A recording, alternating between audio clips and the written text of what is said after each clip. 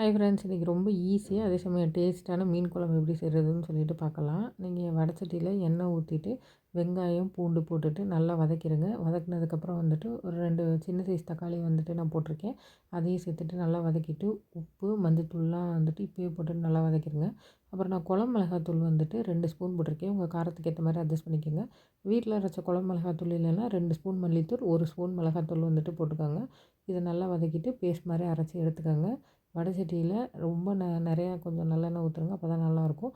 கடுகு வெந்தயம்லாம் போட்டு பொரிஞ்சதுக்கப்புறம் நறுக்கி வச்சுருக்க சின்ன வெங்காயத்தையும் பூண்டையும் போட்டுட்டு தாளிச்சிருங்க. அதுக்கப்புறம் நீங்கள் அரைச்சி வச்ச பேஸ்ட்டு வந்துட்டு இதில் போட்டுட்டு நல்லா எண்ணெய் பிரிஞ்சு வர வரைக்கும் வந்துட்டு நம்ம வதக்கி விடணும். கொஞ்சம் மூடி போட்டு மூடி வச்சுருங்க. அது நல்லா கொதித்து வரட்டும்.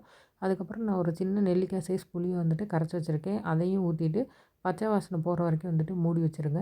நீங்கள் எந்த மீன் வாங்கியிருந்தாலும் சரி, அதை லாஸ்ட்டில் வந்துட்டு போட்டுட்டு ஒரு 5 நிமிஷம் வந்துட்டு மூடி போட்டு மூடி வச்சிங்கன்னா சூப்பராக வெந்துடும். இதை கண்டிப்பாக ட்ரை பண்ணி பாருங்கள். இதை குயிக்காகவும் செஞ்சிடலாம். ட்ரை பண்ணி பார்த்துட்டு சொல்லுங்கள்.